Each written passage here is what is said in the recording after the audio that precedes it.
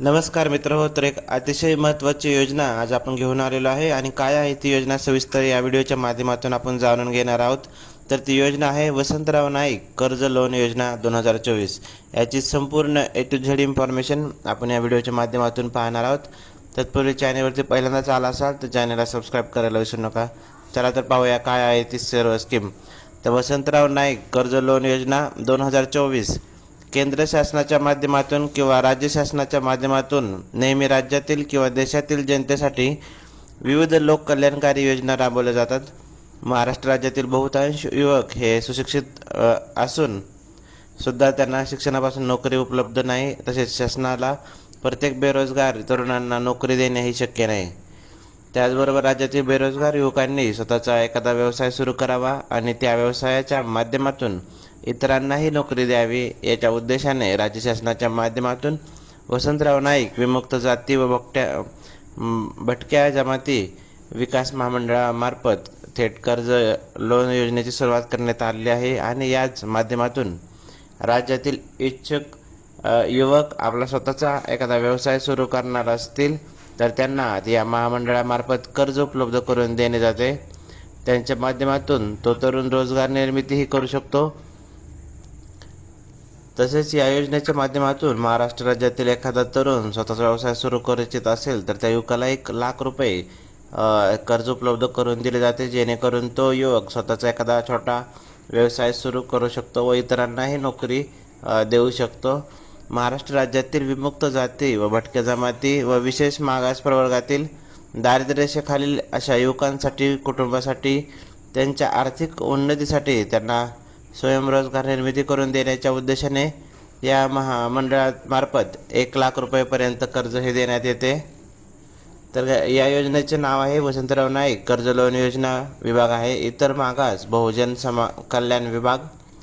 महाराष्ट्र राज्यातील रहिवासी नागरिक राज्य महाराष्ट्र अर्ज करण्याची पद्धती ऑनलाईन आहे आणि लाभ 1,00,000 रुपयापर्यंत लाभ या योजनेच्या माध्यमातून मिळवू शकतो.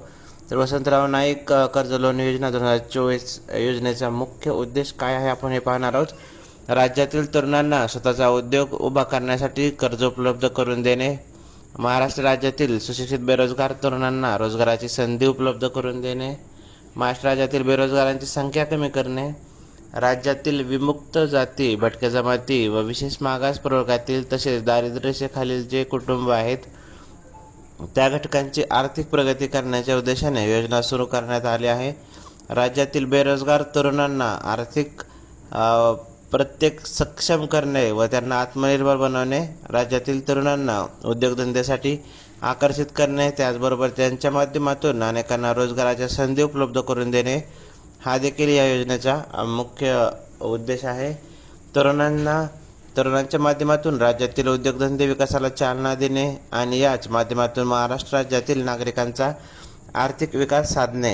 राज्यातील बेरोजगार तरुणांना उद्योगधंदा उभा करण्यासाठी इतरांकडे पैसे मागण्याची गरज भासू नये व इतरांवरती कोणावरतीही अवलंबून राहू नये. त्यामुळे वसंतराव नाईक महामंडळ थेट कर्ज मंजूर करून देते. महाराष्ट्र राज्यातील विमुक्त जाती, भटक्या जमाती यांना उद्योगधंद्याची सुरुवात करण्यासाठी आर्थिक मदत देऊन त्यांचा आर्थिक विकास साधणे हा योजनेमागचा प्रमुख उद्देश आहे.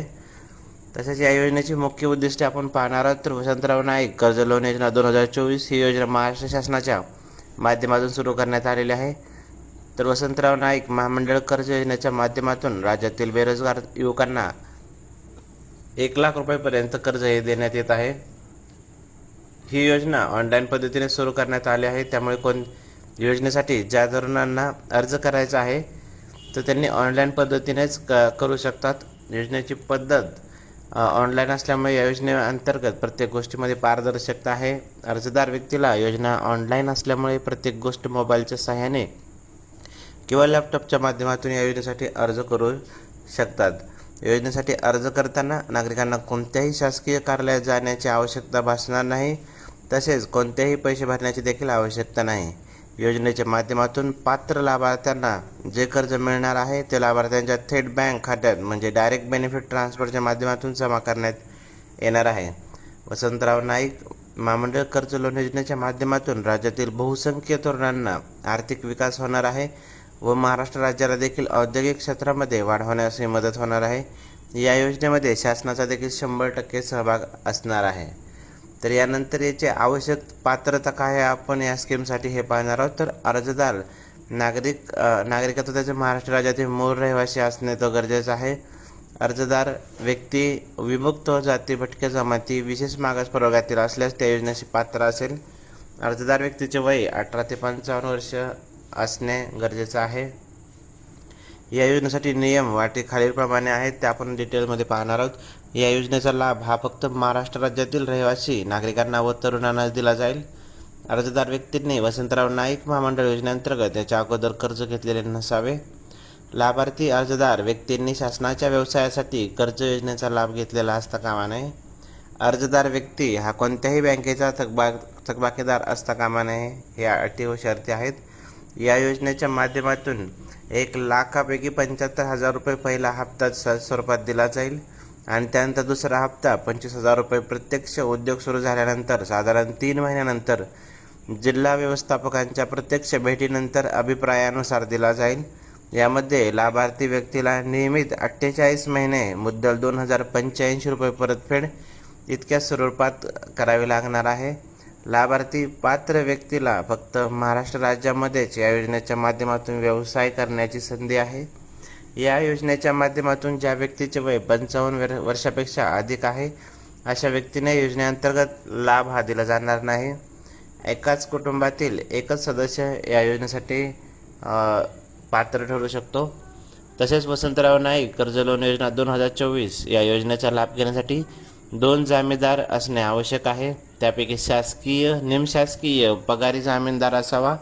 महाराष्ट्र शासन, जिल्हा परिषद, महानगरपालिका, नगरपालिका, नगरपरिषद, नगरपंचायत, महामंडळ, शासनमान्य महाविद्यालय, शासनमान्य शाळा, आश्रमशाळा येथे शासकीय जामीनदाराची सेवा किमान 8 वर्ष शिल्लक असणे हे गरजेचं आहे. त्याचबरोबर यासाठी मिळणारा जो लाभ आहे तो वसंतराव नाईक थेट कर्ज योजना अंतर्गत लाभार्थ्यांना उद्योग सुरू करण्यासाठी 1,00,000 रुपये दिले जातात. राज्यातील विमुक्त जाती, भटक्या जमाती तसेच विशेष मागास प्रवर्गातील निराधार विधवा महिला यांना तात्काळ लाभ दिला जातो. नियमित कर्ज परतफेड करणाऱ्या लाभार्थ्यांना व्याज आकारण्यात येत नाही. त्याचबरोबर शासनाच्या माध्यमातून कौशल्य विकास विभागाअंतर्गत प्रशिक्षण घेतलेल्या तसेच अनुभवी तरुण मुलामुलींना यामध्ये प्राधान्य दिले जाते. योजनेच्या माध्यमातून राज्यातील रोजगारांच्या संधी उपलब्ध होतील. तसेच राज्यातील बेरोजगारी कमी होण्यासाठी मदत होईल. राज्यातील रोजगारांच्या संधी उपलब्ध होऊन महाराष्ट्र राज्याचा औद्योगिक विकास होण्यासाठी देखील या स्कीमच्या माध्यमातून मदत होईल. त्यासाठी आवश्यक कागदपत्रे कोणती आहेत हे आपण पाहणार आहोत. तर आवश्यक कागदपत्रे आहेत: आधार कार्ड किंवा पॅन कार्ड, रहिवासी दाखला, डोमासाईल सर्टिफिकेट, जातीचा दाखला, जन्माचा दाखला, mobile number, email ID, passport size photo, घोषणापत्र, व्यवसायाचे कोटेशन, बँक खाते इत्यादी डॉक्युमेंट हे महत्त्वाचे असणार आहेत. त्याचबरोबर या योजनेअंतर्गत व्यवसाय खालीलप्रमाणे कुठल्या व्यवसायासाठी हे लोन कर्ज मिळू शकतं याची आपण डिटेल पाहणार आहोत.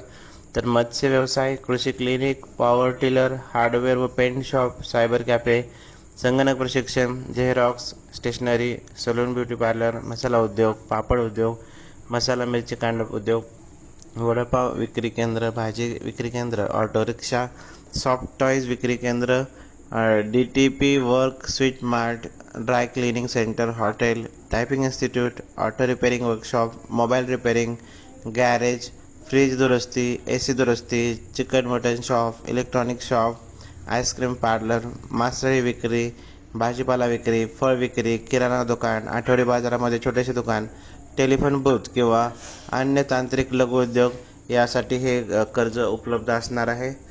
त्याचबरोबर यासाठी अर्ज करण्याची पद्धत काय आहे आपण पाहणार. तर अर्जदार व्यक्तीला प्रथमतः VJNT.in बेनिफिशियरी रजिस्ट्रेशन.ASPX या वेबसाईटवरती जाऊन ऑफिशियली होमपेजवरती जाऊन ही नोंदणी करायची आहे. आता नोंदणी ऑप्शनवरती क्लिक केल्यानंतर जिथे तुम्हाला वरच्या बाजूला वैयक्तिक कर्ज व्याज परतावा ऑप्शन दिसेल त्याच्यावरती क्लिक करायचे आहे. आता त्याच्यामध्ये विचारलेली संपूर्ण माहिती भरायची आहे. अशा प्रकारे तुम्ही विचारलेली संपूर्ण माहिती भरून पुढे दिल्यानंतर पर्यायावर ते क्लिक करून शेवटी संपूर्ण कागदपत्रे पडताळणी झाल्यानंतर सबमिट बटनावरती क्लिक करायचे आहे. अशा प्रकारे तुमचा फॉर्म हा भरला जाईल. तर ही होती सविस्तर माहिती या स्कीमबद्दल. व्हिडिओ आवडला तर लाईक करा, चॅनलला सबस्क्राईब करायला विसरू नका. धन्यवाद.